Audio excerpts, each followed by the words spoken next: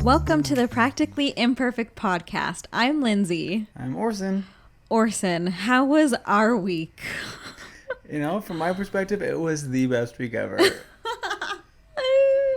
It was quite eventful. A lot of unexpected things happened, which I only have 3 things in mind, but 3 crazy things happen in 1 week is kind of a lot, I feel like. It can be. I mean, from my perspective, it was the best week ever just because of like some personal things that happened for me and just some learning experiences. But these crazy things that you're talking about definitely played a role in kind of like testing me a little bit. Yes. And it was fun. It was kind of fun to see how I was reacting or how we were reacting to the situations. And yeah. But do you want to So go for I it? will have you say the spider story because that was all you. Oh my gosh. So I don't know how many episodes ago it was, but I don't know, a couple episodes ago, we were talking about how in our backyard we had a crazy bug situation. The bugs kept getting in,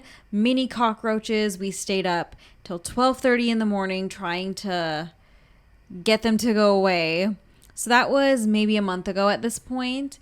And we had another bug situation. And Orson noticed it, so I will have you tell the story. One's worse. I think this is worse. I mean, it's not like in our house, but it's like right outside our front door. I feel on the YouTube, do you think you can insert some clips while we're talking about it, maybe? We can. Maybe we can. Maybe. I don't know. Insert a little, because it was creepy looking. Oh my gosh. It's creepy looking. It was... Bugs are freaking nasty, dude. Horrible. Freaking nasty. Okay, let's I hate see. bugs. So you can describe it. So I'll try my best to describe it just in case we don't put anything in. But for those of you that are just listening, we've been taking Stella outside to go potty out front because she, for some reason, only goes on the good grass because our backyard grass is kind of dead and our HOA isn't taking care of it yet. Anyways. Yes. So I open the front door to take her outside to go potty and I just see this big spider. Ooh, spiders are the worst. Oh, gosh. Ugh, it was the biggest spider I've ever seen. Yeah, I mean, I don't know what... I mean, it was like... Let's see, what is that? It was probably... I'm trying to describe how big that is. YouTube, you can kind of see what my hands are doing. But how big do you think that would be? This is so stupid. This is the first thing I thought of. Like a Texas Roadhouse roll. Like a big amount. That's a big roll. Yeah. Anyways. It's big. So it was a big spider. And I was like, why does it look so weird though? And I looked a little bit closer and it had like, I don't know if it's thousands, but it had hundreds for sure. At least I would probably say thousands of like babies on its back. Yes. Baby spiders. And I don't know spider anatomy, but does that mean that she's pregnant with them? Because they were very much like alive. Yeah. So I don't really know why there was a bunch of babies on her back. I think it was a wolf spider. I think that's the kind of spider it was. And those ones are actually kind of dangerous. Wait, really? I think so. I'd have to look it up. Oh my gosh. But maybe if you're listening to this and you know that, maybe you can correct me. But I think those ones are a little bit dangerous, the wolf spiders. Anyways, they're also pretty big. And you can look it up if you don't know what I'm talking about. But yes, but it was outside of our front door, but it was right outside our front door. So we obviously wanted it to die. Yeah. And so I don't know if the way that they carry their babies is different, but I just know like they have like eggs, like a sack full of spiders or something. I have no idea why they were on its back like that. Yeah. Anyway, so I was like, are those a bunch of little babies? And I was like, okay, that thing is, no. Heck no. Like, definitely not. Like, that thing has to die. I can't go to sleep knowing that thing is out there. Like, I just wouldn't be able to fall asleep. Yeah. So, we have this bug spray that's years old. And I talked about it in the other one when we were spraying all the cockroaches. But it's just super old. And it works, though. However, we don't have, like, an actual spray bottle. So, I had to put it in this empty Windex bottle. And I filled up this Windex bottle and was like, hey, this thing is going to die. And I tried to film it as much as I could. So I put it on my story, and it was kind of a fun little video, but it was disgusting. And so I fill up this Windex bottle, open the door to go out and try to kill it, and it's gone. And I'm like, where did it go? I was even more scared at that point, because I was like, and now I really won't be able to sleep because I don't know where it is. And so I kind of tiptoed outside, and on our front entryway, the house is level, but the concrete kind of slopes down a little bit. So there's this little gap between the concrete and the house. And I could see these like little spider legs kind of creeping outside of this little crack. And I was like, there it is. That's the spider. I was like, Lindsay, give me the spray. Give me the spray. So I could start spraying it. And now, why didn't you just smush it with your shoe? Because that's what I was kind of thinking would be the fastest way to kill it. Because it was a little torturous. But when you described why you didn't want to do that, I was like, oh, yeah. Like, if it has thousands of babies on its back and you squish it, you're not going to kill all of them. No. It would be like, and then like all these babies would fly everywhere, and then I would be standing in the middle of it. Like, yeah, no. They might even like crawl on my shoe and like get all over. Like, no. There was no way I was going to do that. Yeah. Definitely not. So I see where the spider is, and I start spraying into the crack, and then you start to see some spiders like kind of crawling out, like the little baby ones kind of coming out, and I'm like, no, and I'm spraying everywhere, die. and then I stop because I don't see the legs, and the spider like kind of crawled up somewhere. I didn't see it anymore, and so I waited. It was maybe about a minute, and it starts to kind of crawl back down. And at this point, I'm filming it with my flashlight on, and I'm shining the light on, like videoing this. So I'm gonna figure out a way to put this on. I hope the video is saved on my phone. I'm pretty sure they did. But yeah. I'm gonna put this over the top. So if you're watching the YouTube video, you should, or if you're just listening to it, you should go watch the YouTube video so you see what I'm talking about. Yeah. But because I was filming with the flashlight on, you just saw like a bunch of little sparkles like all over the place. And it was the eyes of all the little babies on the mom's back. I could not believe my eyes. Seeing this video, you just see so many eyes. It's just like sparkle. It was horrible. It's like it had diamonds on its back or something. Yes. It was horrible. Oh my gosh. Like it puts it into perspective how many there really were. Yes. And because it's like there's a ton on its back, and there's a ton that kind of leapt off, and we're kind of like trying to walk away. Mm-hmm. Oh man. And so I just like kept spraying, and eventually all of the spiders kind of fell off its back, and it was just by itself. Yeah, and it looked way smaller. Yeah, it was which way is smaller. Really sad. Like the back of it wasn't round at all when I first saw it, and without the baby spiders on it, it was kind of like this flat, like skinny thing almost in a sense. Mm-hmm. So there were a ton of baby spiders on there. Mm-hmm. Oh my gosh, like. It's sad to say because we were spraying it and they were just slowly, torturously dying. So the little ones died pretty fast. I know. I watched it, but it was overall just really sad. But I mean, could you blame us? This was so scary and gross. It got more sad because like the big one. Yeah, the mom. It took a while because it was so big to actually die. I was trying to crawl up the walls, and so I would just like covered the thing in bug repellent or bug spray. And yeah, it was just like you could tell that it was just slow, like don't kill me. And then it was like slowly trying to walk and run away, and then finally when it decided to die, it was like twitching and like spasming. Oh! Yeah, it was horrible. Yeah, I was like having a seizure towards the end. It was okay. That puts an image in your mind of what it was doing. Yeah. And it got kind of sad. I kind of felt a little bad because I was like, okay, like I wish we could have just smushed it. But there's that would have. It was too big. No. I do not want to feel that thing smush under my foot. Well, even if you just grabbed a shoe with your hand and did that, there was just too many babies. It wouldn't have been smart for you if you would have smushed it. So it had to be done. Very sorry to that spider, but yeah, I mean it was pretty gnarly, man. That's just how it had to go. Gnarly. So I believe that was Tuesday night, I think. Because the very next day, I believe, is when the situation happened. First thing Wednesday morning. Yeah. So like first thing, so let me tell this one. Well, I mean, let me set the scene real quick. Okay. So I mean, I got up to go to the gym, went to the gym, and then is this what we're starting with? Uh-huh. So yeah, I went up, got to the gym, came back. I was home a little bit before 7 a.m. and I'm trying to gain weight. I'm trying to eat a lot, so I have to eat pretty early in the morning so I can have. Oh my gosh, I forgot about this. I forgot about this too. Okay, keep going. Oh, this is okay, yeah. So, anyways, because I'm trying to eat a lot, I try to eat fairly early in the morning so my stomach can handle what I'm trying to eat for lunch and the dinner. So I get home at like 7, and immediately I start making some eggs and my protein shake, and I'll have 6 eggs in the morning. And I go to crack the eggs. I was cracking them in like one of those glass measuring cups.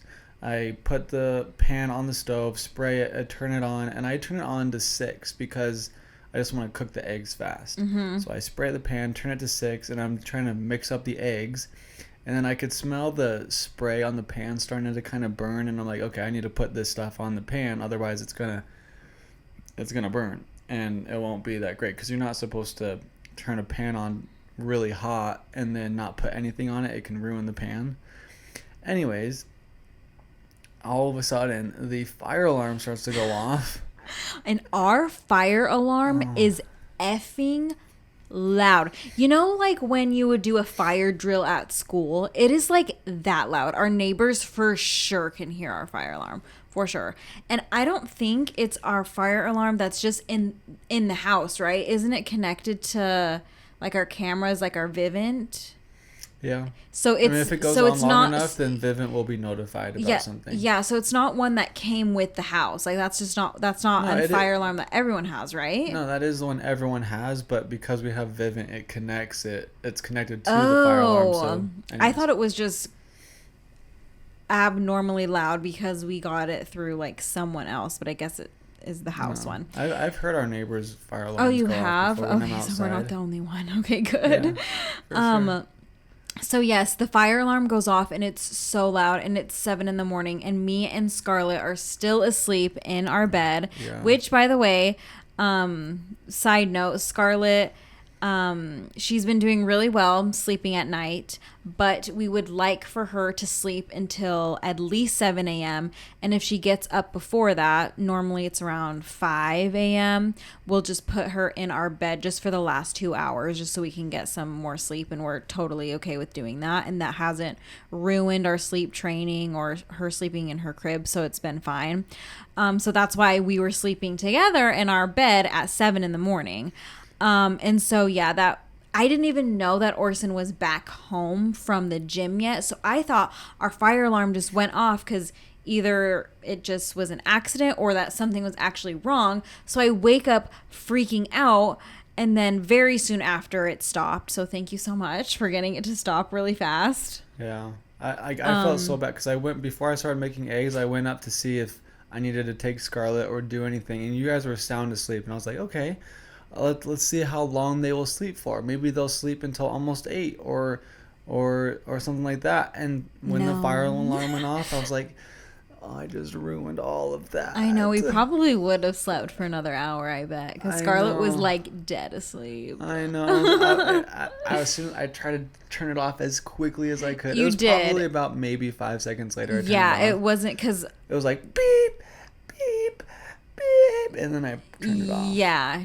But it still woke us both up. Thankfully, it didn't scare Scarlett where she woke up like crying. So it just like startled her to wake her up. And then she was kind of, I think when she realized, oh, what's going on, then she was just awake, and it was stopped when she was realizing, oh, I'm awake now. So yeah, the fire alarm went off. So that was a lovely, lovely way to wake up. But I wasn't mad at all. I just felt bad. Because it was 7 a.m. It wasn't super early, so it was okay. But yeah, because you took Scarlett after, so that was nice. So I was able to sleep for another, 30 more minutes. Yeah.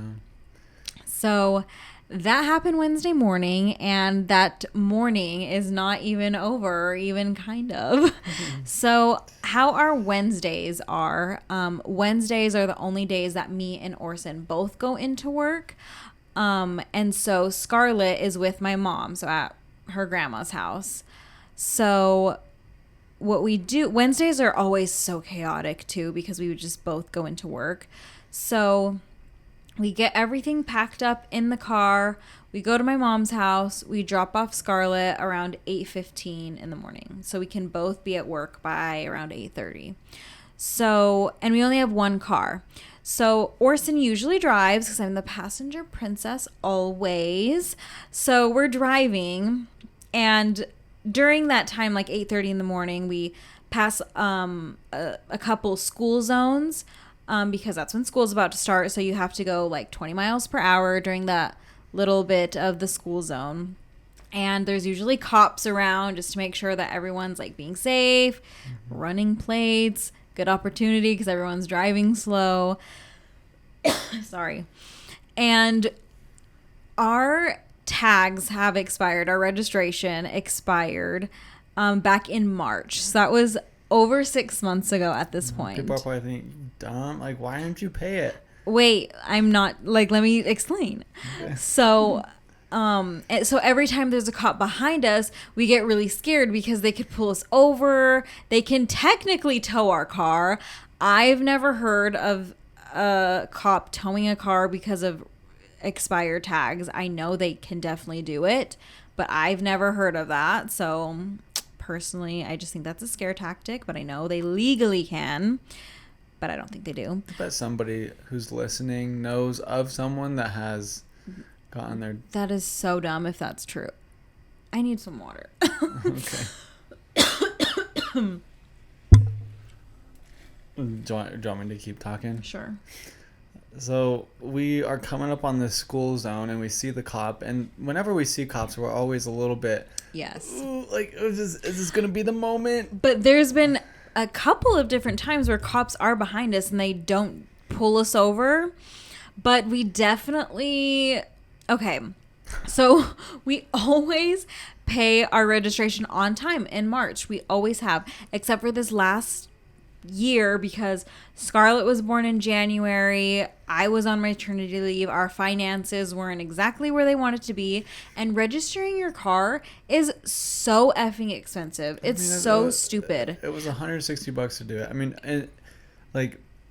it's not like over. It's not. Well, for our car, it's $160, but for some people, it could be $500 plus. Really? Yes. I didn't know that. It's so stupid. Okay, let me just finish the story. So there was a cop, and we were going very slow, 20 miles per hour in the school zone, and we had already passed the school zone, and we see the cop turn his lights on, and we were like, oh no, he's coming for us. And he did come for us. And that was my first experience, even though I wasn't the one driving, but I've never even been in a car where someone has been pulled over at all. So that was my first experience. Yeah, you seemed like excited. You're like, oh my gosh, this is my first time. I was kind of, not excited, but kind of like, oh my gosh, like what actually happens when you get pulled over? Because I don't even know. All I know is license and registration. Like I don't know what else goes down. And I knew that we weren't speeding or anything, so I was like, either a taillight's out or he's going to tell us, hey, register, not register. Is it register? Yeah, register your car. So he comes to the window. He was super nice, which was awesome. That was really nice. He was saying, hey, do you guys know that your car registration is expired? And Orson was the driver, so he was saying, yes, we are aware. Our finances back in March, like, it wasn't where we wanted to be. We've just been, honestly, he was honest. He was just like, we've just been putting it off, but we know, we are aware. He goes, okay, well, technically I can tow your car. And he goes, but I'm not going to do that.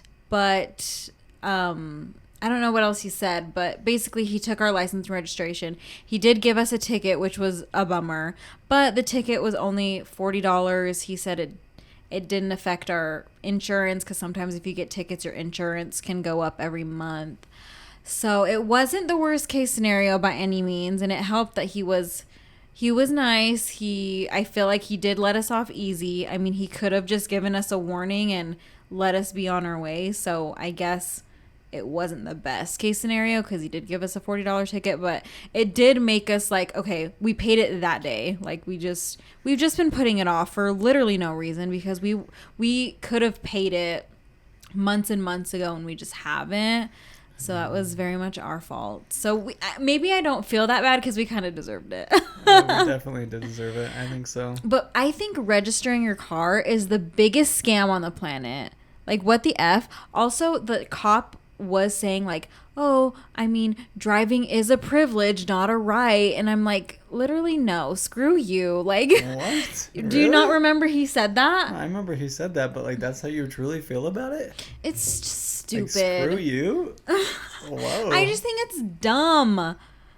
So I even looked up, why is registering your car a thing? Like like literally we just get stickers to be like, yep, we registered it. And it's really just so the cops, I don't even know. It's just like your vehicle is an actual vehicle or something. Like it's registered under your name. It's like an active car. It's really dumb.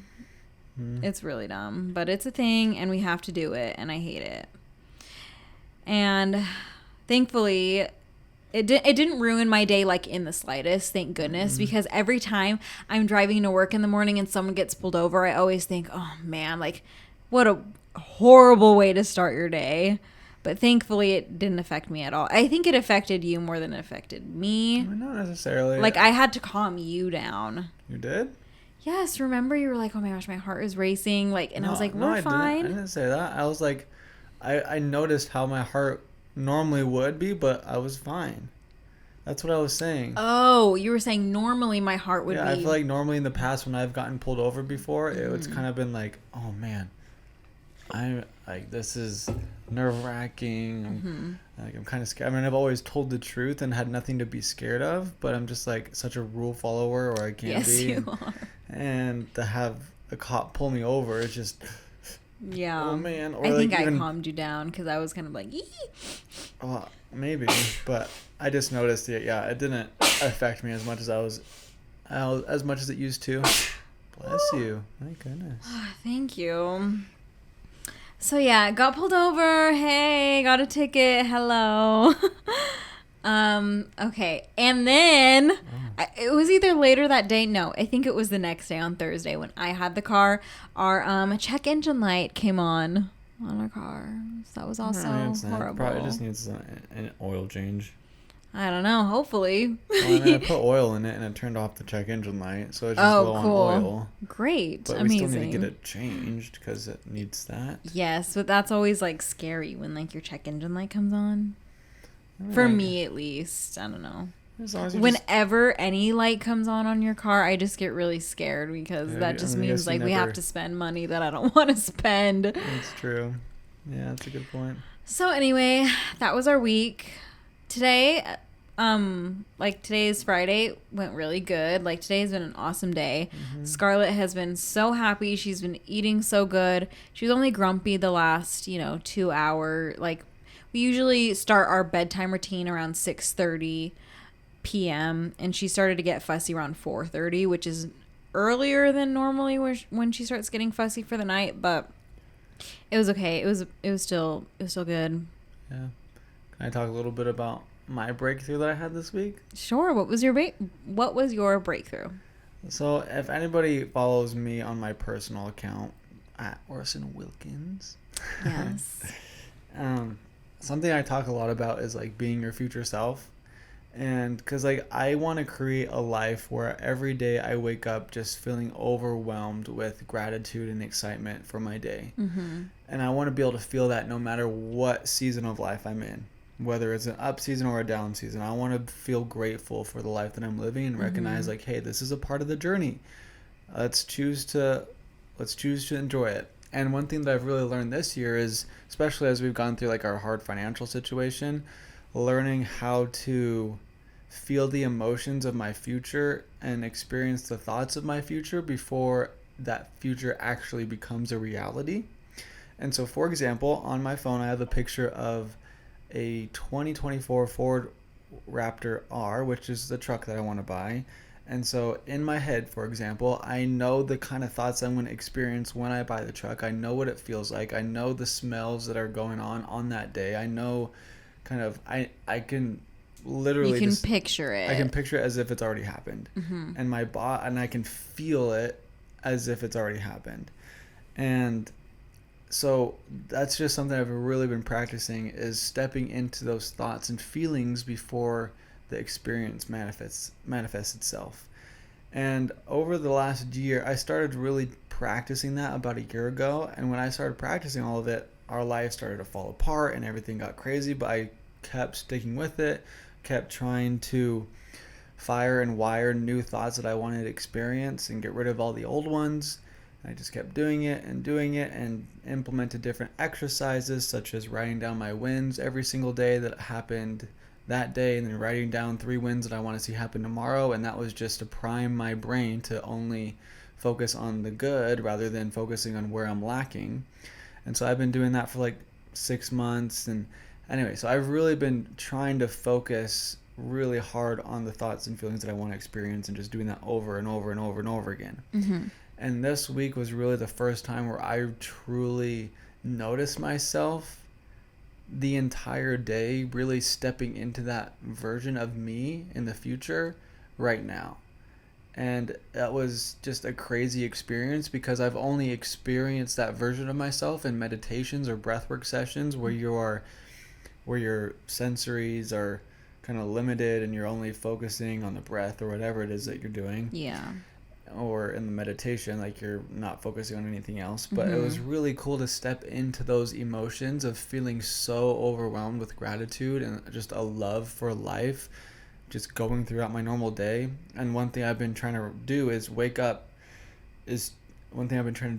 to choose to feel those emotions before it happens, like I've been saying. And a part of that is every single morning when I wake up, I'm always, and I think the majority of us are like this, but we wake up and we think, oh man, I'm so tired. My bed is so comfortable. But especially in the entrepreneur world and like the motivation and all that stuff, it's like, just do it. You got to get up and you just got to push through it and all that sort of stuff. And I'm thinking, I did that for about 3 years and like just pushed through it and all that stuff, but it wasn't long lasting. It didn't last forever. And the perspective that I have on it now is overcoming those limiting thoughts of I'm so tired, I'm this, I'm that, and instead replacing them with thoughts of gratitude and thoughts of excitement of just how far I've come and how amazing life is in general. And so it's like a conscious choice to choose something different to think rather than the tired thoughts. And that was a huge win for me, because I woke up on, I think it was Wednesday morning.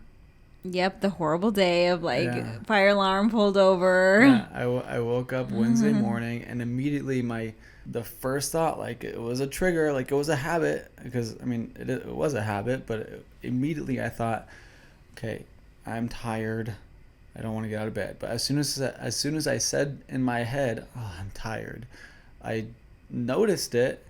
And instead of putting energy behind that thought, I decided to put it behind thoughts that I wanted to experience. Like, man, I just woke up this morning. I get to go to the gym that I've always dreamed about going to. Yeah. And I switched it. And it was really a special moment for me and a big breakthrough, because those thoughts right in the morning for me have been the most difficult ones to overcome. And it was a really cool experience, because I was like, man, if I can overcome these kind of thoughts, then I can do it all day long. Because if those are the hardest for me to overcome, then whatever it is that I'm doing, I can choose to step into those emotions and choose to think the thoughts that create feelings that I want to experience. And it's been like the last 3 days have been really stepping into that version of myself that is living my dream life. And what's really cool about all of this is because I'm changing inside of me, I'm to the point to where my brain and my body is acting like the experience has already happened like buying the truck. Like I feel like legitimately my body and my mind thinks the experience has already happened. Yeah. And now, because of that, the experience is more likely to happen because of the fact that I'm not trying to make it happen. If that makes any sense, whatever. I mean, it's kind of like if you know, you know, because it's like a long journey to really kind of understand all of this. But by not trying to chase that, chase the truck, yeah, it's kind more of likely, like, I'm trying to think of it in layman's terms, but kind of like if you are a single lady and you're searching for a relationship, you just are trying to find the one, but it's whenever you step back and take a breather and say, okay, I'm going to take some time for myself, someone comes in and kind of steps into your life. So it's kind of like when you're not trying to... Well, to go on with that thought that you're having, like I heard some woman talk about this in one of her books, but she's like, I was becoming the person that was worthy of the man that I wanted in my life. And so Nice. I feel like that's kind of what this is. And one thing that we've been talking a lot about is how we just feel like this momentum is building and our lives are going to change. And I feel like the changes that I'm making are really going to be the catalyst that build that momentum that ultimately do change our lives. Because, I mean, I don't fully understand the science behind it, but you can look at Dr. Joe Dispenza's work because he does a great job at actually describing what's going on in your brain and why doing this work causes the things you want to happen actually come into fruition. It's like manifesting. I mean, but it's different than that. They're like manifesting is kind of like a woohoo type of a word. Okay. Like a hot ooh, take. Like, oh, I'm manifesting it. Like oh man, like you're like voodoo type stuff in a sense. Okay. But like when like the difference behind it is like with Joe Dispenza's work is he's actually talking about the science that's actually going on in your brain to be like, hey, this is why these experiences are going to happen. And because you are changing your mind and changing your body to make it look like the experience has already happened, you're more likely to attract that experience into your life because you are the person and you have the ideas and you see the opportunities that are able to make that reality happen. Whereas if you weren't thinking and feeling in a certain way, like your past self isn't capable of seeing the opportunities and recognizing the ideas when they come for you to take action on because you're not thinking and feeling in a certain way. Does that kind of help wrap it up a little bit? Yep. Anyway, so like this week especially, I've just been super excited about it because I know this is like a huge change and a catalyst of what's really going to just move. I mean, like the life that I am talking about here, it's like you just feel and you just I just start tearing up for no reason because it's like I am like life is so beautiful and I don't care where it is I'm going, but like right now I love it.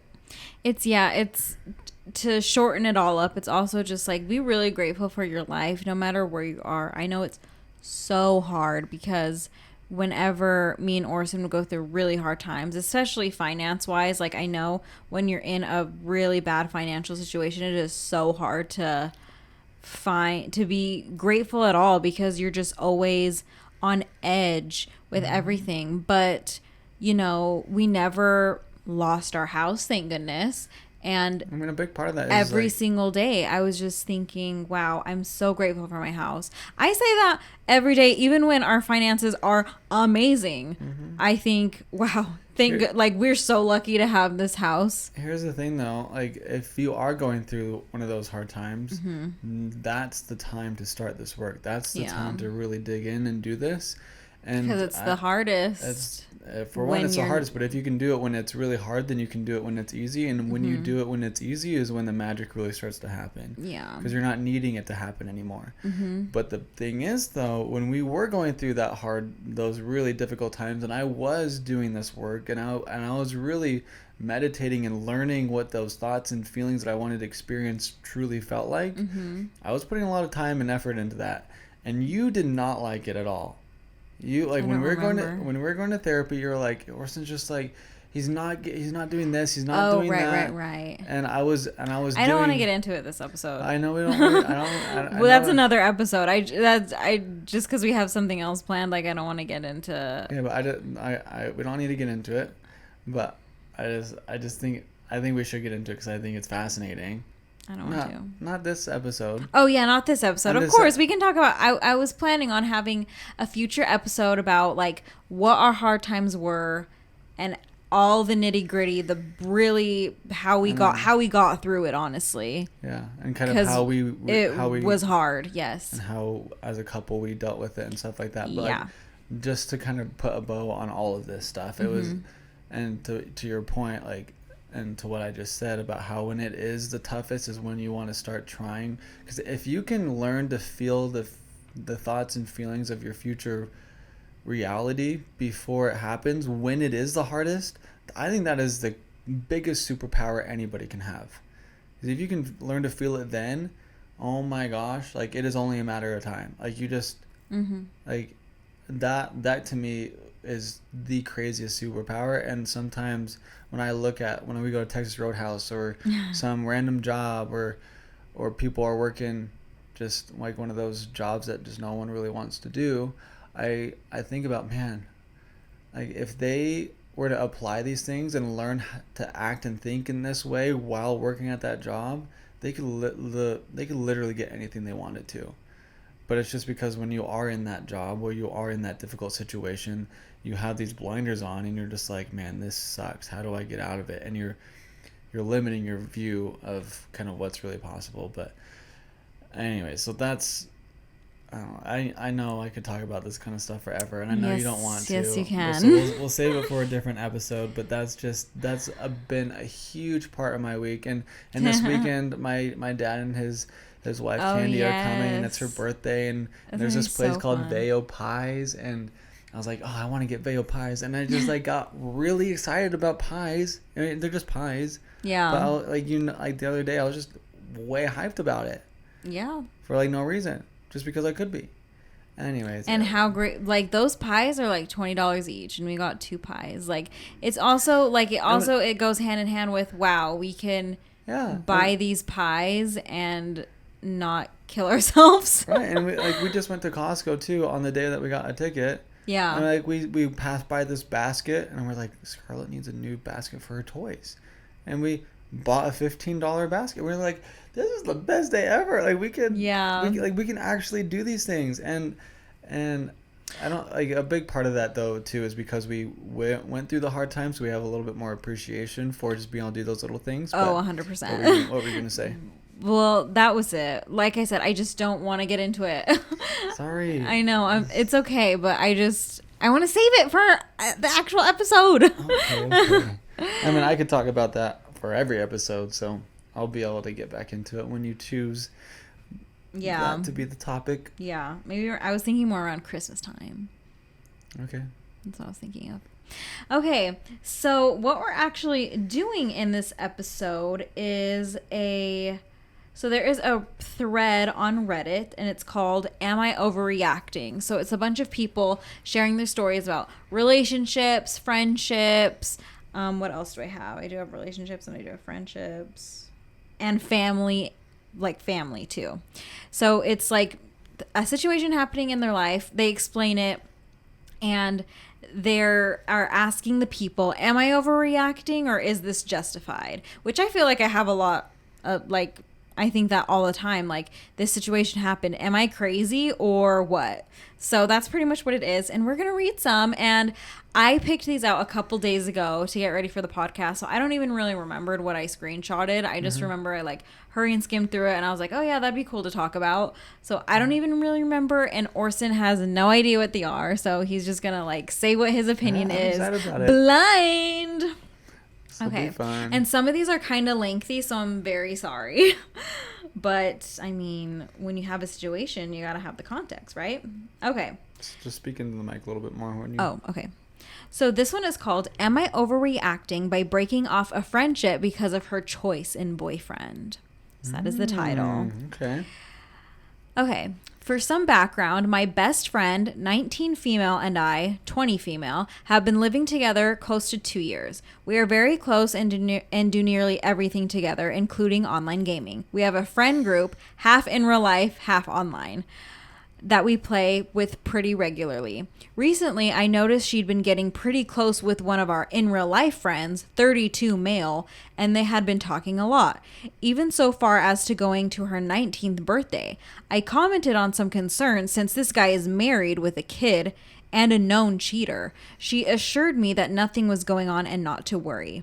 Well, as time went on, I noticed they were getting even closer, matching clothes, walking off together during group hangouts, him being invited out as much more than normal. I kept bringing up my concerns and she again would tell me it's nothing, even going as far as calling me crazy or stupid. Fast forward 3 months, we were playing online with some buddies when she tells us she has good news to share. Turns out they've been dating for the past 4 months and he decided to get a divorce. I end up logging off and leaving the house for a few hours to digest that info. It may have been dramatic, but I didn't want to start a conversation yelling. I came back around 2 hours later to her acting like nothing was wrong and sat her down for a talk. Turns out they had been sleeping together for 4 months and she had no idea about the divorce.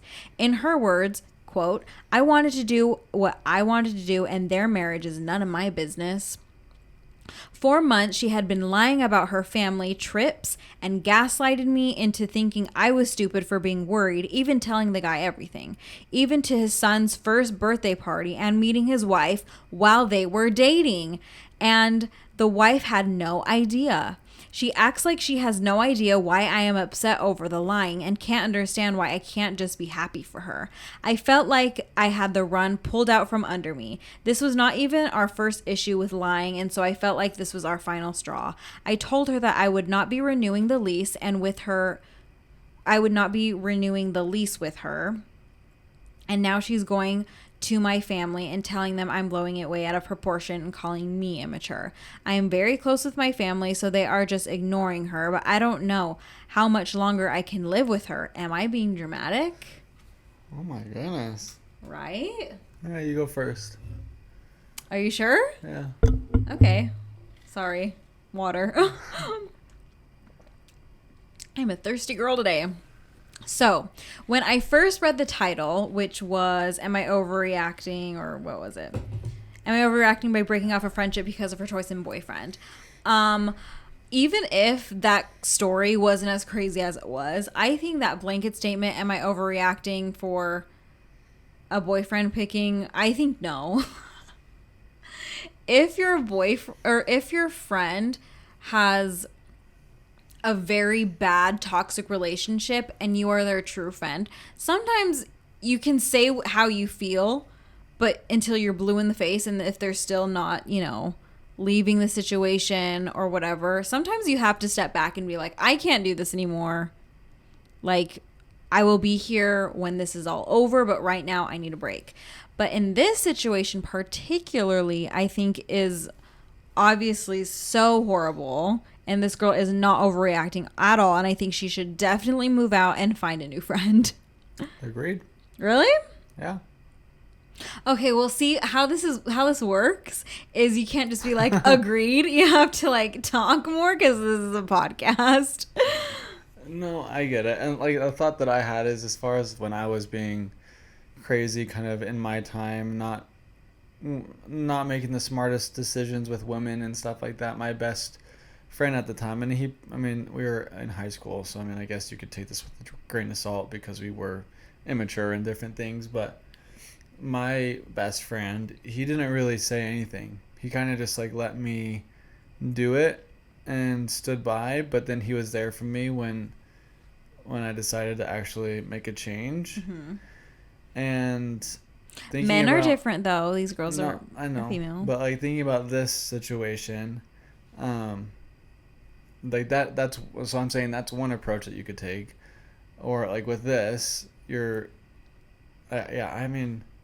doesn't like, why would you want to be around someone? Like, if you're constantly saying, like, hey, well, it doesn't even sound like she was constantly telling her, hey, this is a bad decision. Right. She's only, like, bringing it up it sounds like she's being very cordial about it and not being overly crazy or just kind of letting her do her thing and, like, go through this phase as that friend probably thought it was going to be.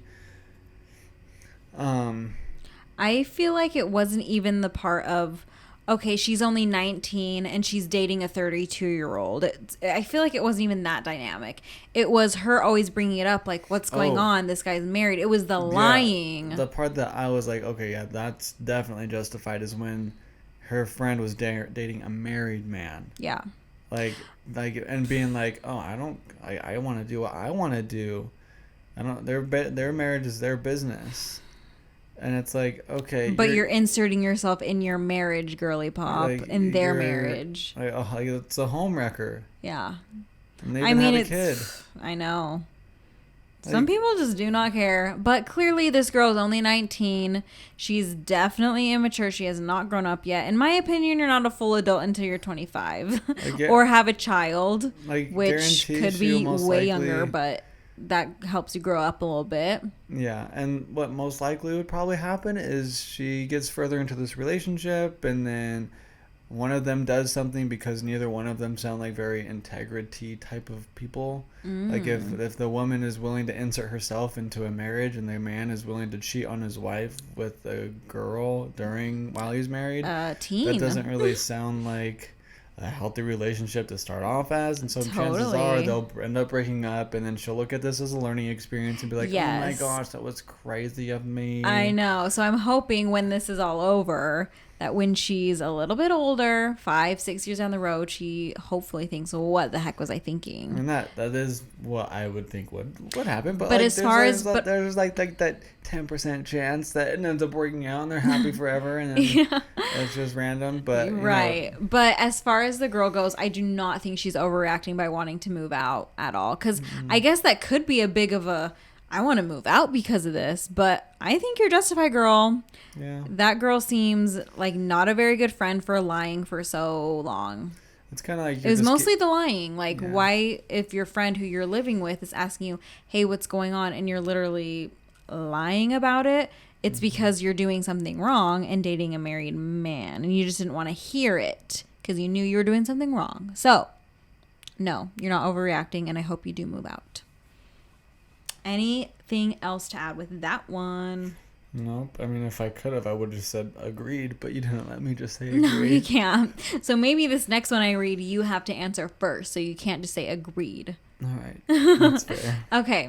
This one says, am I overreacting after my girlfriend flirted with men and dismissed my feelings? My girlfriend flirted with men and dismissed my feelings. Yes. Okay, so I mean, so far wait, that well, I have to read. I have to read the story. I thought you were just gonna give your thoughts. You're funny. I love you. That was my initial thoughts. Like as of right now, that doesn't sound justified. Great. Okay. I met my girlfriend, let's call her Tessa, back in January. Okay. We clicked instantly and fell in love with each other. Our relationship has been going very well. After months of discussion, she moved into my apartment 3 weeks ago. Tessa is beautiful and gets hit on by men often. Although she enjoys the attention, it rarely bothers me. I like seeing her happy and she deserves the compliments. We met some friends at a bar last night. Tessa and I were affectionate and everyone had a good time. At the table next to ours was a group of men around our age. They started conversating with us and I left to use the restroom. I grabbed another drink after returning to our group. Are they girlfriend? Like, are they lesbian? No. Well, because you were like, because it made it seem like maybe I heard that wrong. What did I say? But for some reason. No, this is a man and a woman for sure. Wait. He didn't say, or the person didn't say, I guess he was a man, but it's making it seem like. It's not two girls in this story? That's what I'm thinking. No. There's no way it's two girls. Because I feel like they would have specified that. I think it's a man and a woman. Okay. All right, that might change things. Okay, let me start from this part. Tessa and I were affectionate and Ooh, no. Yeah, Tessa and I were affectionate. Yes. What's the other person's name that's reading the story? Does not say. Let me just keep reading and see if this person who... Let me just keep reading. Because you said they were roommates. No, I didn't. They moved in with each other.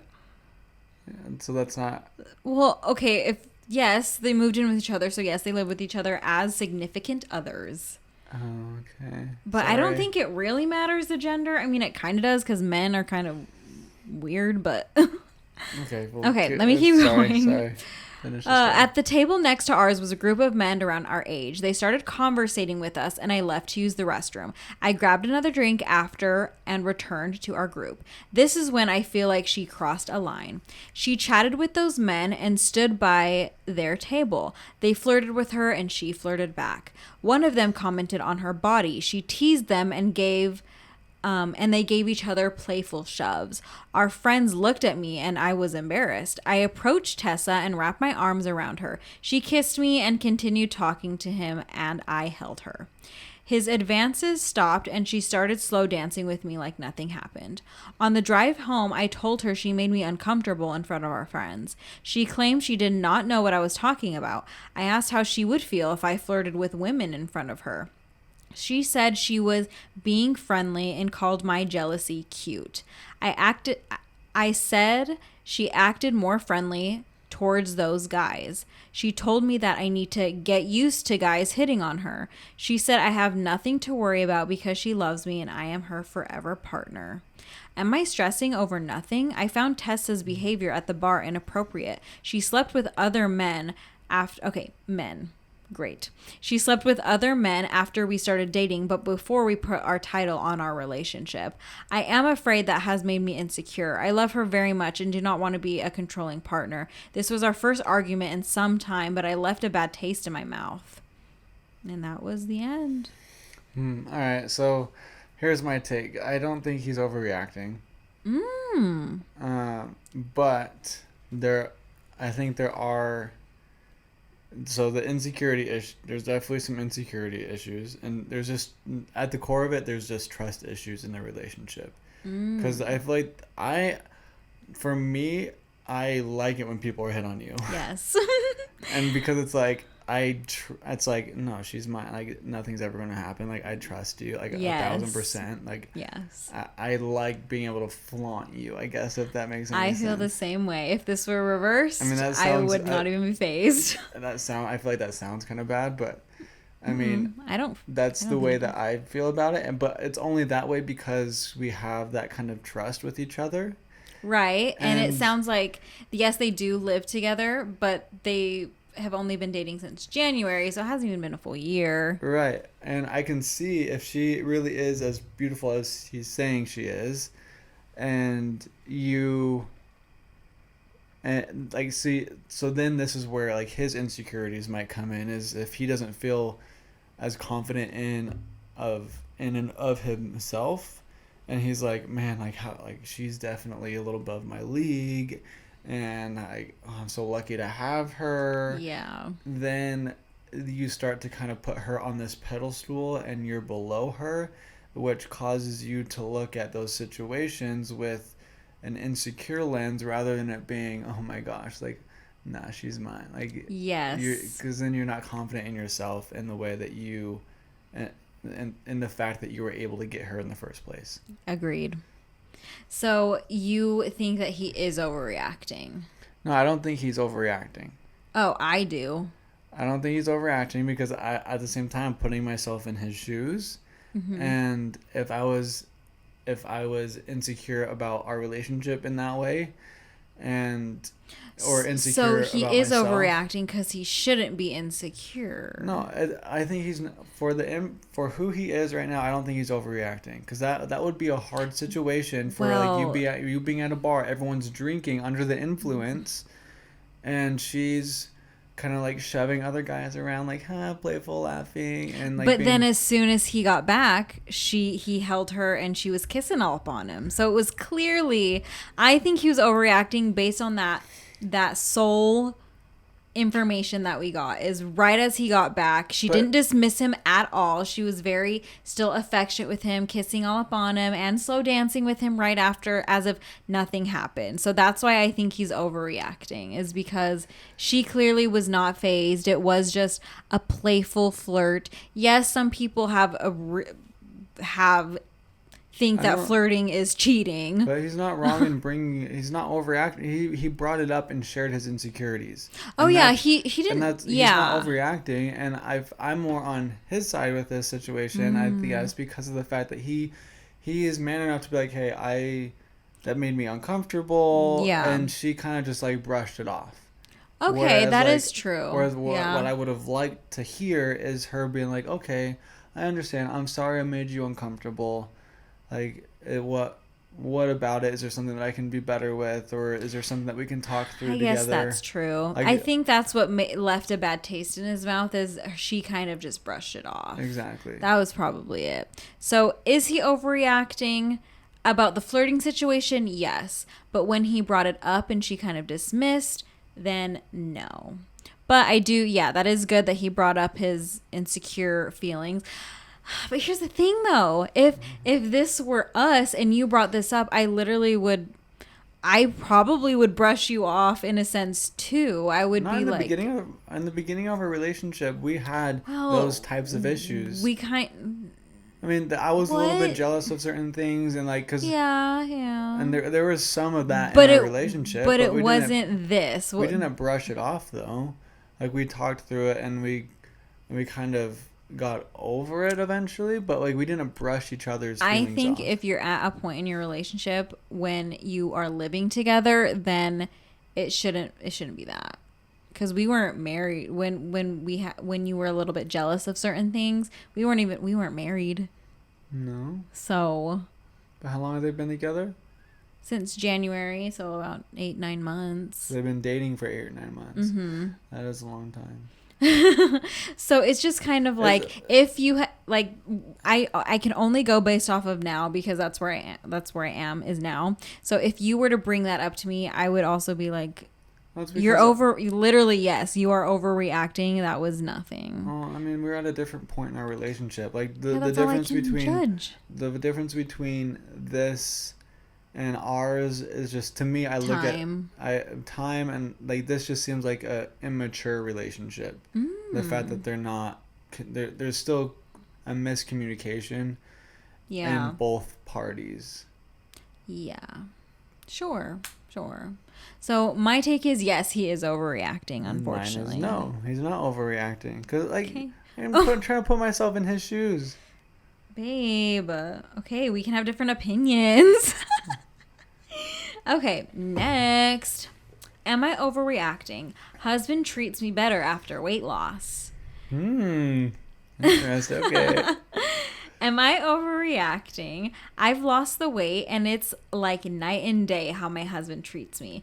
It would hurt my feelings when we went out, and he'd always stand apart from me, stand in front of me in a crowd. He was more dismissive and less willing to make an effort or go out of his way to be nice.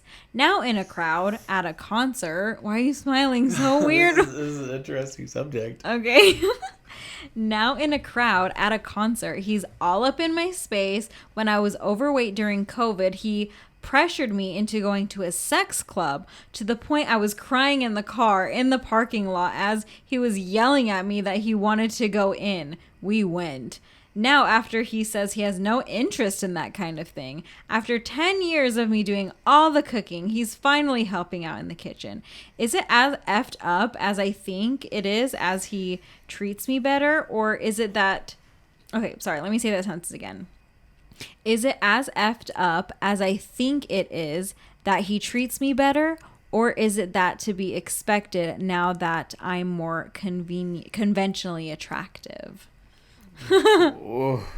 So since you went first last time, I'm gonna go first. Okay. I think no, you are not overreacting, and you should leave his booty. If he treated you like scum when you were overweight, then he does not deserve you when you are more in shape. That's just how I see it. I think if there's a clear night and day difference, then good freaking bye. Go find someone else, because that's effing gross. What do you have to say? I don't think she's overreacting. Yeah. It's just like, I think I was smiling so much because it's like, sorry, there's a hair in my mouth. When I think about our relationship, like I've always gone to the gym, and you never really have. No. And I've always had this. My weight has fluctuated though. Yeah, but I've always had, and I've never not been attracted to you. I've always wanted to have sex and all that stuff. Okay. So I wouldn't think I would treat you differently if you were. I mean, you look great. I'm not trying to say there's anything wrong with the way that you look or anything like that. But there's something that is really attractive to me about women that do go to the gym. Not because of necessarily the way they look, but because of the drive and the mindset behind it, and them committing and doing something hard. Like, there's that part of it is attractive to me, because it's like, okay, they know what they want and they're going after it. Yeah, I understand that. And so in the beginning of our relationship, I felt like I had this dream of me going to the gym and you coming with me, and then, I tried, me being able to like show you off. Like, yeah, I tried, guys. You did try, and I pushed it a little too hard, and it just wasn't working out. You didn't push me too hard. Well, I tried to get you to do things that you weren't. I should have started you off with a lot, like just going on the treadmill for 20 minutes. Like, that's all it should have been the first time. Well, I just think you didn't, when you were trying to get me to go to the gym, you just didn't know who I was. Like I said, when we first got married, we didn't even really know each other. So, but I'm not gonna lie. So you just didn't know that I was not a gym girly like that.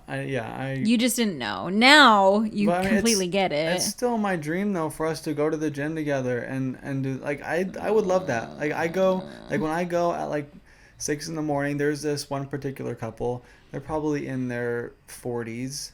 But they're both super fit. They're really nicest people you've ever met, and it's just it's cool to see them working out together and doing something hard together. That there's a bond in that is something that you've never experienced and I've never experienced, but I know what the bond feels like. Maybe when you do one day. I'm not saying I'm never gonna be a gym girly. Maybe one day. But don't get me wrong. Like you have been mentioning more, talking about exercising more and trying to get into this or that, and wanting to better yourself in that way.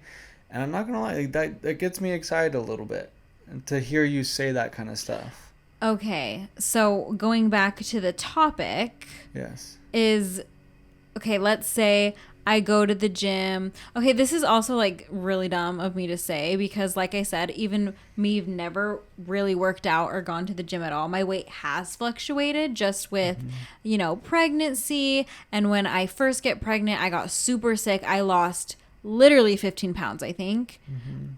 So, and then even after I had the baby, usually you still look kind of pregnant for a while. Right after I had her, I was skinny. Like, people were concerned about me skinny. And so anyway, like I said, my weight has fluctuated, and not once ever have you ever treated me different. So I never will. And I'll yeah. And just who I am, maybe you've made a comment here and there of being like, oh, you look really good, but not like, yeah, you look great. But that's not anything. Yeah, that's not anything of like weight. No, I'm more attracted to the growth that you're experiencing as an individual, as a human being. Yes. So, do you think this girl should stay with this man? Oh, do I think she should stay with him? I mean, are they married? I think so. Because I think they need to go to therapy. For 10 years she's been doing all the cooking, and now he decides to help her in the kitchen. Yeah, I think they need to go to therapy, and she needs to express how she truly feels about all this, because I mean, that is a dick move on his part. Yeah. To act gross. Like that, to obviously treat her differently when she looks differently. That's very, what's the word that I'm looking for? I don't know. It's selfish isn't the word that I'm thinking of, but it's very, I don't even know. Surface level. I mean, that's not exactly what I'm thinking. There's a specific word, but I can't think of it right now. And I'm just going to say this right here, people. If you think that a relationship, or if you go into a relationship based off of looks and body type, it will not work. Okay? That's all I gotta say. Because bodies fluctuate all the freaking time, and you just cannot expect someone to look a certain way. You age, hello. So this just gets me upset that he is treating her different by how she looks, because things change all the time. And if you go into a marriage and expecting your partner, like you, for example, you have always gone to the gym and always have been super fit our whole entire marriage. Mm-hmm. If you decided to have a dad bod, I would actually love that. Like I've said before, like I want you to have a dad bod, like some thickness in you and some squish, and he claims he'll never have a dad bod. I just can't imagine. Oh my gosh. But if you do, I would love it. But I would not treat you different at all. And if I married you because you go to the gym and you look conventionally attractive, then I'm clearly going to be disappointed years later when you just age. I think you would say something though if that change happened and I was just not myself. Like if I stopped being ambitious and I stopped like right, but that's not what we're talking about. We're talking about looks. I know, but if I let myself go in that way, then that's what would start to happen. Yeah, in your personality, that would be different. But in your body, no, 0%. Okay, that's all I have to say on that. Why did you add the little I don't know. Okay, I'm so dumb, and I screenshotted this one, and I cut off the title. So I'm sorry, you don't get a title with this one, but you get to answer first for this one. Okay. I, female 27, have been in a relationship with my fiance, male 41, for the last 7 and 41. Yes. Okay. For the last 5 years. I'm currently pregnant with our first baby, due March 2025. We were invited to one of my fiance's friends' wedding on the weekend. It was a beautiful wedding and everyone was having fun. All the guests at our table were at my fiance's friends and their significant others. For obvious reason, I was the only sober one and everyone else was drinking because she's pregnant, so that's why she was sober. Mm-hmm. The other guys at our table started joking about that old joke that their poor friend, the groom, will receive. Wait, okay, hold on. I'm sorry, I'm bad at reading. Okay, let me start over with this one. For obvious reasons, I was the only sober one and everyone else was drinking. The other guys at our table started joking about that old joke that their poor friend, the groom, will never receive oral. Suddenly, my drunk fiance interrupted them and said, well, it won't happen to him because in our house, it's on command and she's not allowed to say no. His drunk friends high-fived him. I was mortified and the other women were giving me a weird look. He went on and on that you gotta set the expectations before getting serious and she knows her job. Even when the baby comes, she knows it's her job or I'll show her the door. It was so gross. He kept going on and on about, sure, her body needs to recover after birth, but her mouth can pull the weight in the meantime. At this point, his friends started joking even more. I left the table and got an Uber and went home. My drunk fiance came home and passed out. The next day, I told him he embarrassed me and I was horrified. I asked him, is he really going to kick me out if I ever say no to him? He said, of course not. I was drunk and stupid and said some dumb shit. I told him I was so embarrassed and he thinks I'm overreacting and no one will even remember because everyone was super drunk. I have been really distant and he kept saying I'm overreacting and I should get over myself. Am I the a-hole for considering leaving him? That is nasty. Right? Okay, I don't know much about drunk people, but isn't it kind of a saying of like, even if you're drunk and you say it, it still like kind of lives in you. You know what I mean? To me, this is just another example of like an immature relationship. Like right? there's Like, still what is a community. 41-year-old saying Like that there's kind of stuff? communication that needs to be happening. If she feels this uncomfortable about it, they need to talk about it and work through it together. They're about to have a child together. This man needs to respect his woman and treat her the way that she deserves to be, like she's a queen. Is she overreacting for wanting to leave him because of this comment? I mean, I think that is a little bit. I think yes, because of the Mm. fact that they are about to have a child together. I think the first thought should be, yo, we need to, like, there's something here that's not right, but we need to figure out how to make this work for the child. If this is really that big of a deal, then they need to go to, and I would say therapy would need to be a thing, and they need to actually have a serious talk about this, and he needs to respect her feelings on the fact that this made her feel as comfortable as it did. If they didn't have a child coming into this world, I'd be like, yeah, leave his ass. Yeah. You don't need to be treated that way. Even if you are drunk, I don't think that's an excuse to, like, you should control yourself.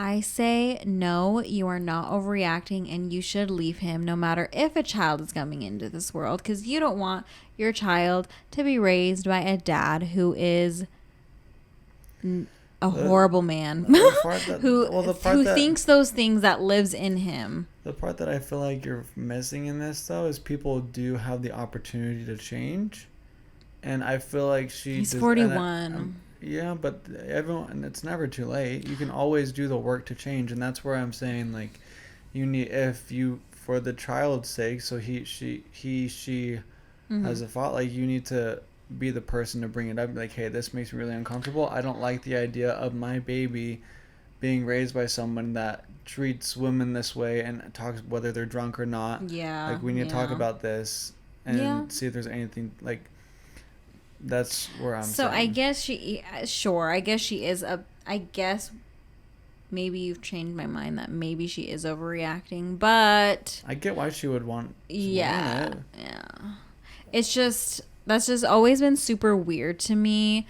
Like, I've said this in other episodes before, like, I just think it's weird when men think they have control over women in their sex lives, and I think it's also weird and sad that women think that's how it's supposed to be, where you just kind of listen to your husband, do whatever your husband wants, or else he's gonna leave you. And I mean, I like that she's thinking for herself and be like, I deserve better. I think that's really amazing. step But one, I don't think it's gonna last, personally.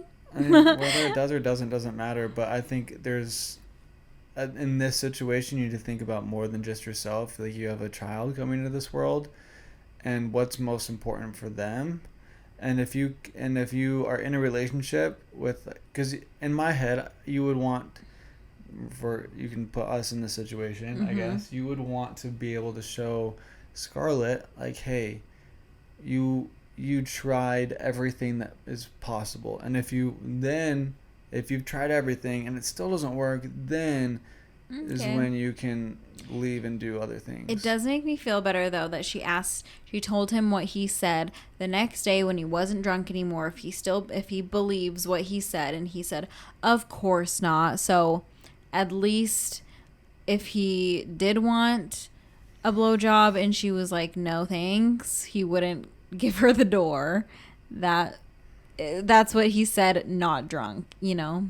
Yeah, and that is good, but Yeah. in my opinion, I think it is a little overreacting. Okay, yeah. I could agree with that. What is she doing? She is moving a lot. Are we talking really loud? I don't know. I think she's just trying to get comfortable. She maybe needs a binky.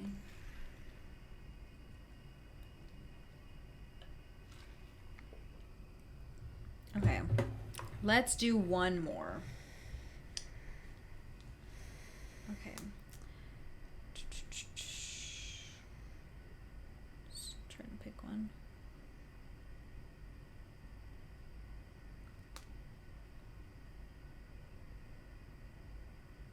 Okay.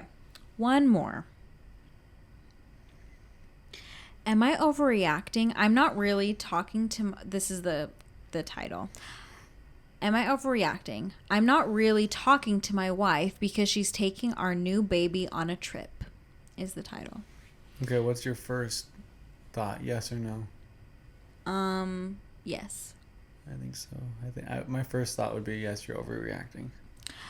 My wife and I moved across the country a few years ago, and our marriage hasn't always been the best. But lately, I've been very upset with my wife.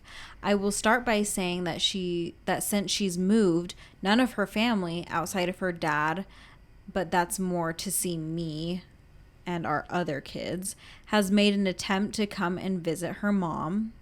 Her mom won't fly, and her sisters... You cannot read. This guy is also, his punctuation's all over the place. Oh, man. Okay. Let me just start over. My wife and I moved across the country a few years ago, and our marriage hasn't always been the best, but lately I've been very upset with my wife.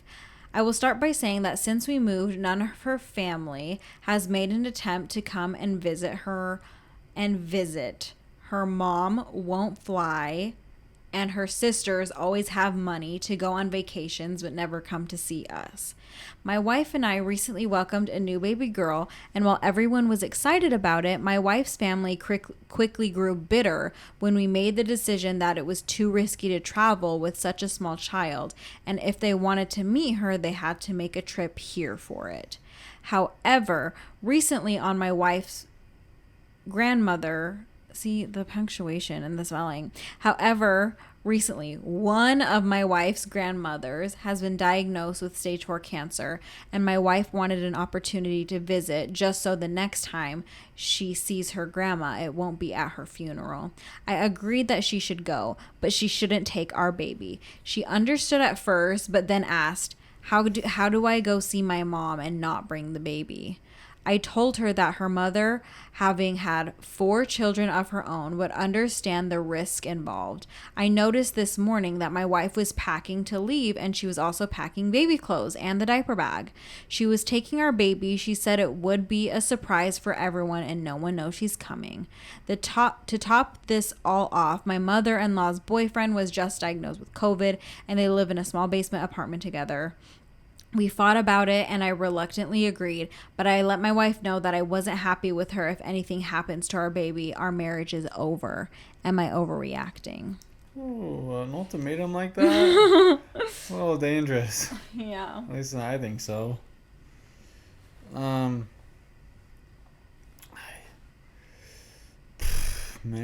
I think, did you go first last? I can start. I think so. I think, yes, sir, you are overreacting. I don't think you're overreacting, though, that your take is no, they should come here to see our baby. Yeah, they never come like and yes visit. and no. Yeah, they never come and visit you guys. And if they want to see the new baby, hello, we're not going to travel with a brand newborn. You guys can come. But with this happening, if your wife is already going to be going over there to see your grandma, like, yes, bring the baby. Like, hello. Yeah, I mean, I'm trying to just put ourselves in this situation. So if we lived across the country, your mom is with your dad, and say your dad just got COVID, and you're going to see your grandmother who is stage 4 cancer, and I wouldn't be happy about you taking a brand new baby either. But if you're like, no, I want to take it, then instead of fighting with you about it, I would try to support you as much as I could and make sure you are as prepared as possible for any type of situation, and make sure we talk through all the protocols. He also said in the comments that her and the baby was not going to stay over there with the COVID family member. Well, that's good. I would just make sure that there's, like, we talk through like different rules or different protocols that you need to be taking to make sure the baby is as safe as it possibly can be. But I mean, you are the mother, and you have the right and the capability to take care of your own child, and if that's what you want to do, then you should take the baby. Yeah, I definitely agree. And I agree with the wife when she was saying, how do I go and not take the baby? Like, duh. Yeah. Not just because the husband isn't capable of taking care of his own baby. Of course not. Just saying, like, how can I go and visit when I had a baby and, like, not bring her? Like, I totally understand. So, yes, sir, you are overreacting. And if you think your marriage is over if she takes her, then I'm sure there are other underlying issues there, because that's a weird thing to get divorced over, in my opinion. But yes, you are overreacting. People have some interesting relationships. I know, right? People's lives are crazy. I know it. Ours are not. Ours can get pretty crazy. Yeah, but not right now. Right now it's been chill. Actually, maybe not. Well, There's always something going on. What?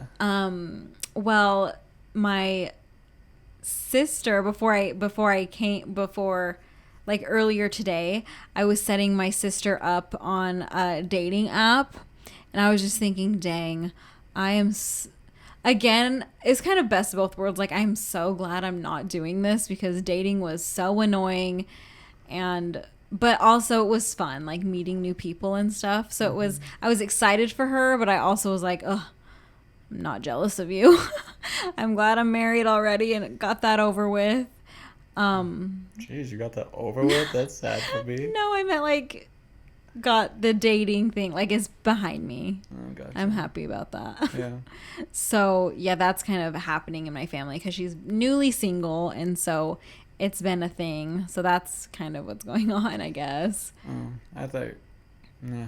I don't know what I was thinking. Yeah, there's nothing really else that's going on in my family. I guess I was talking, not your family or my family. I guess I was just kind of thinking, oh, we had a crazy week that is more crazy than usual. I guess some people might have crazier weeks. Come on, these stories that I read were crazy. They were crazy, but like at the underlining part of it just seemed like there was just insecurities in both parties that caused them to react in a certain way that's not very mature. Well, yeah, that's why the thread is, am I overreacting? Because they're insecure about their feelings. They need other people's opinions. Most things would be resolved if you both just communicated like your honest, true opinions like adults, and without any emotion coming out. Like, just communicate without there being a bunch of feelings involved, and just say your true thoughts and feelings, and just stay calm.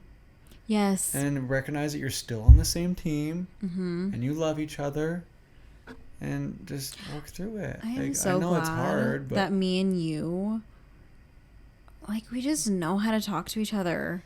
It is very easy. Like, let's bring up what happened last night. It was it's like such a dumb little argument. It was a dumb argument, but also, like, it was over with in 1 minute. You know what I mean? Like, you just have to say, oh, I was feeling this way. Oh, well, I was feeling this way. And I was like, oh, you're right. I should have done this. And so what happened last night with us is, so I was at work all day, and Orson was home with the baby. And while he was home, he made sure that all the laundry was done and folded and pulled and put away. In my defense, it was a lot. Yeah, it was a lot, and it was folded and put away, which takes a lot of time, especially the putting away the laundry part. We all get it. Like, takes a lot of time. And so when I got home, the downstairs living area, I cleaned up the downstairs. I did some of it, but I didn't get a chance to do all of it. I still unloaded the dishwasher. Right. I still did some things. So it just wasn't complete. Yes, it was one thing that kind of set me off in a way. And it wasn't because this happened one time. This happened a couple different times where I had noticed, and I was like, okay, I'm going to tell him because this is too much right now. So when you like you make your lunch for work, and there's like Tupperware and there's old food in it, so that's what was put in the sink. Yeah, I mean, it's gross. You're right. And you didn't rinse it out, and that's happened multiple times where I was like, and I was doing the dishes, and I was like, I am not cleaning his nasty Tupperware from days ago, old food, ew. So I was like doing the dishes, and I was just like, I'm not cleaning that one. Sorry about it. And because Orson, every time I will make something that's annoying, like a pot. Like if I make mac and cheese or something, you're like, you're cleaning that. It's only mac and cheese and your pizza pan. See how I eat, guys? I eat like a child. My frozen pizza pan and my mac and cheese pot. So yes, it's when it's annoying stuff to clean like that. Not like a plate or a bowl or a fork or something like that. Doesn't matter. It's when it's bigger things. And since it was a gross Tupperware, I was like, no, sorry, not doing it. Orson got irritated because he was like, hello, Lindsay, I cleaned the whole house. I made sure the laundry was done, folded, put away, and you're complaining about old Tupperware that you don't want to clean, which I was like, yes. So I still made him like rinse it out and do it. Then that was it. That was it. I was just like, I the only reason why I brought it up is because I've noticed it a couple times, and you will always get on me for not cleaning my hard dishes to clean. And so that was it. That was literally our fight in communication. Like that, if it were some other couples, they could have blown up. If you were really upset, like, oh my gosh, I cleaned the whole house. I did this, this, this, and this for you. And you're complaining about a Tupperware. Like you could have gone off on me if you wanted to. And I probably would have deserved it low key, because it's true. You did do so many things and I was harping on one thing, but you were nice enough to be like, hey, I get it, but I did all this, so I didn't get around to it. So anyway, that's just one example of just, if you just speak your feelings calmly, it'll be okay. I think it's, when you said emotions get involved. Mm-hmm. Because if you just like say how you feel. They did a little bit last night. Really? I think they did play a part, because for me, also, I guess just a general rule of thumb before I lose this train of thought. When you led with, I know we're both not in very good moods right now, but I have to rant. When you say that, you should just stop yourself right there. Really? I mean, that's from our first therapist. If we both know that we're not in very good moods, yes, and it's right. late at night, it's never a good time to bring up an argument like that. It's just something like, hey, we need to leave it alone. That's true. Remember it for the next day when we're both in better moods. And because you're so right. I thought that went through my mind, but I didn't. You didn't bring it up. I didn't say it in the moment, because I think I was a little bit like, I was tired, I was hungry, and yeah, we were both just so tired. That was our bad moods, so that's why I was like, I know we're both in bad moods, because we were just so tired. Right, and I think that's a general rule of thumb for literally everybody. If you ever find yourself in a bad mood and you want to say something, wait until you're not in a bad mood anymore. Yeah, especially if it was just little as, your Tupperware is grossing me out. Can you rinse it? Yeah, I mean, it's always the little things that get you. Because you notice little thing, and then it finally happens one time when you're not in a good mood. Yes. And then it just snaps. Oh my gosh, you're so right. Yeah. Wow. It's pretty crazy, huh? Yeah, so crazy. Thanks for bringing that up. I totally forgot about that. Yeah. I mean, to be fair though, like at the outset of it, like also if you are going to lead with, if you do have something to criticize someone else on, and I told you this as well, but I didn't say it very nicely, is like you always want to try to lead with something good that they did. Yes. Oh, cameras. Okay, we need to wrap this up. So that means it's been over an hour? No, it's probably been an hour and a half? Yeah. So let me back up. Sandwich it. And another thing too, on top of not bringing things up when you're in a bad mood, like if you are going to bring up some sort of criticism or a feedback, I guess, for a better term. And I told you this last night too, but I didn't tell you it in a very productive manner because I was not in a good mood either. But you always want to try to lead with something good that they've done that you appreciate them for, because it's like we all tend to only hear the bad part about it. Yeah. But if you can lead with something good, then it just shows and goes to remind the other person, like, hey, we're on the same team. I love you. I appreciate everything that you're doing. But I just noticed this one little thing. I know we love each other, but just please try to do better with this. Like there's certain ways sandwich your thoughts. Yeah. And I remember how you said it last night when I just was like, I didn't sandwich it. I just said, can you please clean your dirty Tupperware? It's so nasty. And after that was all said and done, you were like, you could have said, thank you for doing all the laundry today and putting it away, and then said that. Yeah, you said it to start off with something good. You were like, that's not how I want to be talked to. That's what everyone in the world wants to be talked to. Yeah. And I was like, so true. Yeah. Also, like, the last thing I'll say about that too, and this might go for anyone else, but for me, whenever we get in an argument, I tend to beat myself up over it a lot more than you do. Sad, yeah. Because I know I'm not mad about the conversation or I'm mad at you. I'm more mad at myself for allowing my emotions to get the better of me like that, because I know it's not in alignment with my future self, blah, blah, blah. And something that I told you that I want you to start doing, and I think a lot of other people might benefit from this, but is to, if you're someone that kind of lets things go a lot sooner, like you are, and you know your significant other tends to hold on to it, and this is something we've never done this, but I just asked you to start doing this. What is it? But whenever we do get an argument like that, to when you have cooled off, like, just come give me a hug and say like, hey, I love you. We're on the same team or something like that. Simply just more of an ending it instead of just, okay, more of like an end, we're like, done, hey, like, let's good vibes, let's have the good energy again, let's not have this bad blood. Jeez. Bad blood before we kind of relax. And I know for me, I would really appreciate that kind of stuff, and I think that would be really helpful for a lot of people. If at the end of the argument, if you just let things go, hug each other.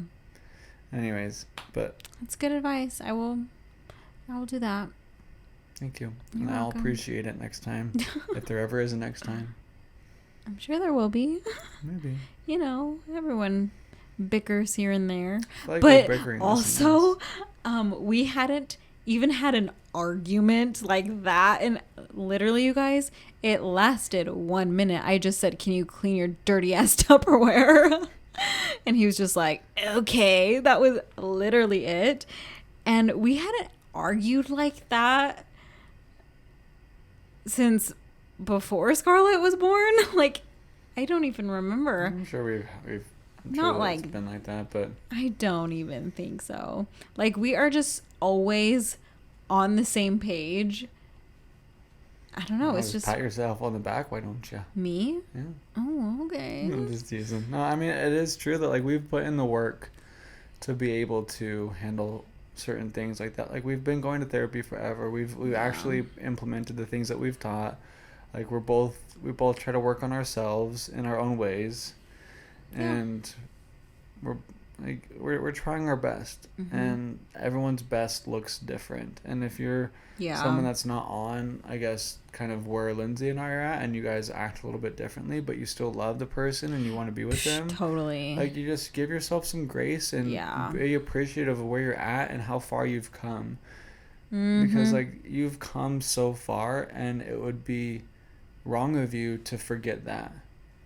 I mean, because that's the most beautiful part, is when I look back 5 years ago when we first got married and stuff, and I'm like, wow, look how far we've come. And I just can't wait to see how further we get to go. And that's the same for every other couple out there that loves each other and wants to be on the same team. Like, always measure backwards with your relationship, because it'll never cease to amaze you and create more gratitude for the partner that you're with. Thank you. Thank you for that. It was a good ender. It was a good ender? Good. Thank you guys so much for watching. If you made it all the way through, I know this was a little bit of a longer one, but thank you so much. This is a super fun one to record. It's nice not always talking about your life for once and other people's and your takes on it. But these next couple episodes are going to be a little bit different. We're going to have our first special guest on. I don't know in how many episodes exactly, but in the coming episodes. So right now it's today? Today is September 27th. And this one will go up on October 7th. So hopefully... maybe 2 episodes from now.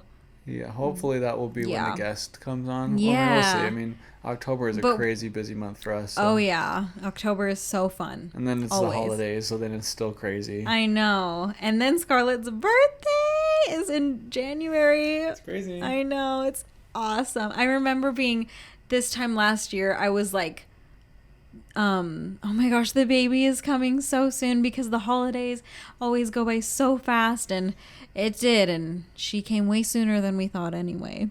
So yeah, it's just super fun being like a year later and everything's going crazy, but it's fun crazy. So since we're having our first guest on in a couple of episodes, we're just like starting to think of more guests to come on and kind of interview their lives and lessons they've learned. So you don't always have to hear me and Orson talk about our struggles, our lessons. We can hear other people's stories. Because eventually we'll probably run out. I mean, we're only so old. I know. We don't have like 50 years of life lessons to talk about. That is so true. Oh my gosh. So that's why we can do like more fun things like Am I Overreacting on Reddit. There's also one that's called Am I the A-hole? So it's like same type of vibes that are super fun. But anyway, thank you guys, and we will see you guys in the next one. We love you all. Peace out. 1, 2, 3. Bye.